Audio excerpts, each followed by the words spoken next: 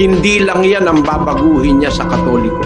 Hindi ikaliligtas ang pananatili po sa loob ng simbahang Katoliko. Even to destroy the Bible. But the Catholics, they remove the idol wall. 1 plus 1 plus 1, paano naging iisa? Kung ang tanda ng Diyos ay Sabat, ang tanda ng Beast ay Sunday. Yan ang kahulugan nun, palpak master. Ako po si Kabornok at ako ang inyong taga-Suri. Sa puntong ito ng ating programa, kung hindi ka pa nakasubscribe, pakiclick po ng subscribe button at ang notification bell para updated po tayo sa ating mga susunod na videos. Kaya, let's go at simulan na natin!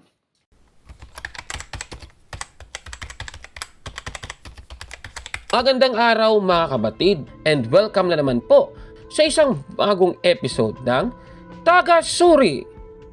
Sa Biblia, si Kristo ay sinasamba habang siya po ay nabubuhay pa sa mundo. Ito, tignan natin. Dito po sa Mateo, Kapitulo 2, versikulo 1 hanggang 2, ganito po ang sabi. Panahon ng paghahari ni Herodes sa Judea nang ipanganak si Jesus sa Bethlehem. May mga pantas mula sa silangan na dumating sa Jerusalem. Nagtanong-tanong sila, nasaan ang ipinanganak na hari ng mga Hudyo? Nakita namin sa silangan ang kanyang bituin. Kaya't naparito kami upang siya'y sambahin. Dito po sa ating nabasa, ang mga pantas mula sa silangan ay sinamba ang ating Panginoong Hesukristo, mga kabatid. Base po sa ating nabasa yan, ano?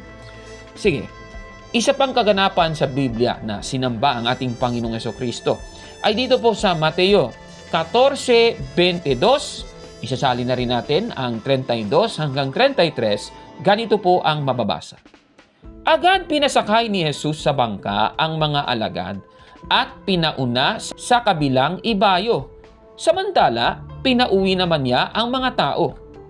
Pagkasakay nila sa bangka, tumigil ang hangin at sinamba siya ng mga nasa bangka.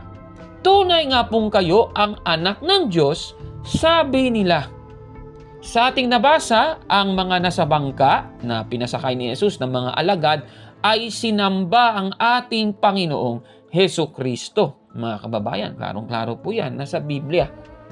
Isa pa pong kaganapan kung saan sinamba ang ating Panginoong Hesukristo ay itong nasa Mateo 28:1 at babasahin na rin natin ang versikulo 9. Ganito po ang sabi.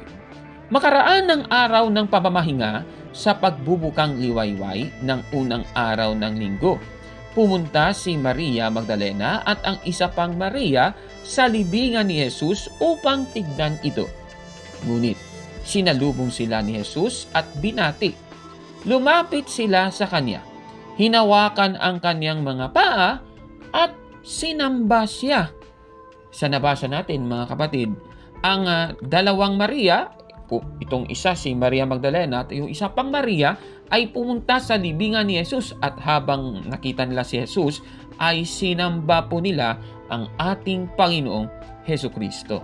Klarong-klaro po yan. Sinamba po ng dalawang Maria ang ating Panginoong Hesukristo. Ngayon, ang susunod na tanong. Posible bang sambahin si Kristo habang naniniwala ka na siya ay tao at hindi Diyos? Pamasahin natin sa Biblia.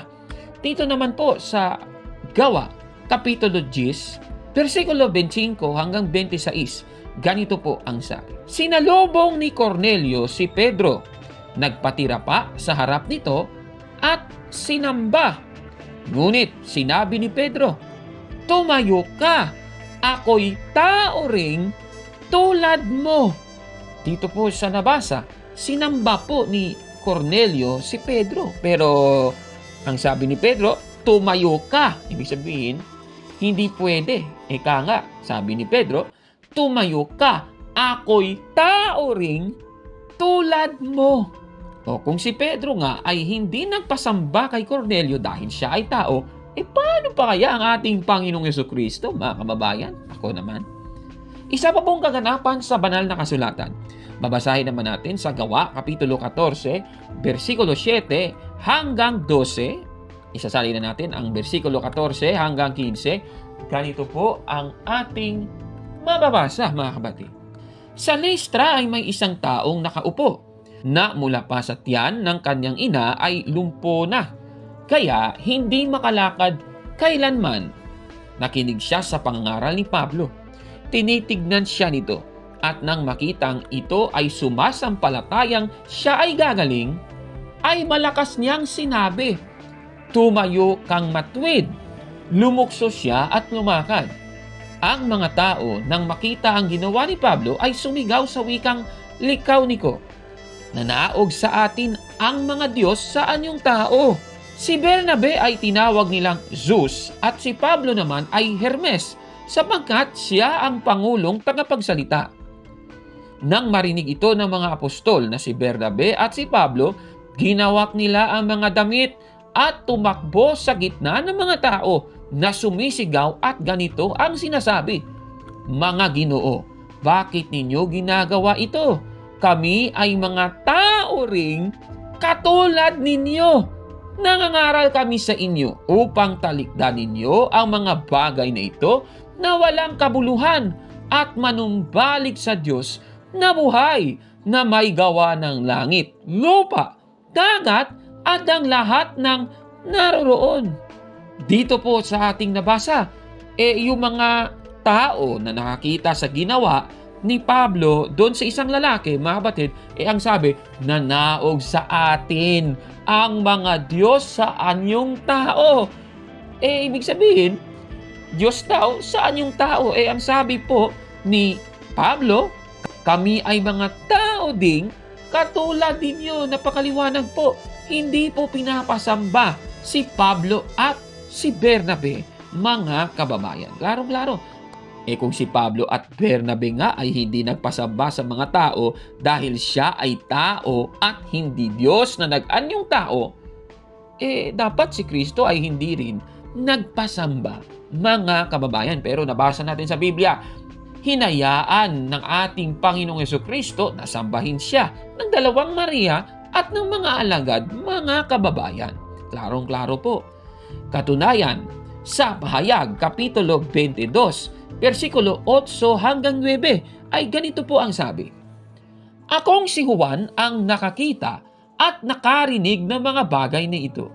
Nang aking marinig at makita, nagpatira pa ako sa paanan ng anghel na nagpakita sa akin ng mga bagay na ito. Ngunit sinabi niya sa akin, huwag mong gawin iyan. Magkasama tayo, ikaw at ang iyong mga kapatid na propeta at yaong mga nakakaalaala sa mga salita ng aklat na ito. Ang Diyos ang dapat mong sambahin." Napakaliwanag. Si Juan, nagpatira pa sa paanan ng anghel. Ang ending, sinabihan siya ng anghel. Ang sabi, huwag mong gawin yan. Bakit? Kasi hindi po siya Diyos. Dapat ang sambahin ang Diyos ayon sa talatang ito, mga kababayan. Base po sa ating nabasa, ang anghel ay ipinagbawal si Juan para sambahin yung anghel kasi ang Diyos lamang po ang dapat na sambahin, mga kababayan. Pero hindi po sinusunod yan ng mga taga-iglesia ni Cristo ni Manalo. Sinasamba kasi ng mga taga-iglesia ni Cristo ni Manalo ang ating Panginoong Jesucristo. Yan po ang makikita natin sa Fundamental Beliefs of the Iglesia ni Cristo, Church of Christ, sa page 147. Ganito po ang sabi, tungkol sa likas na kalagayan ni Cristo, dapat mong iwaksi ang ideya na si Cristo ang tunay na Diyos.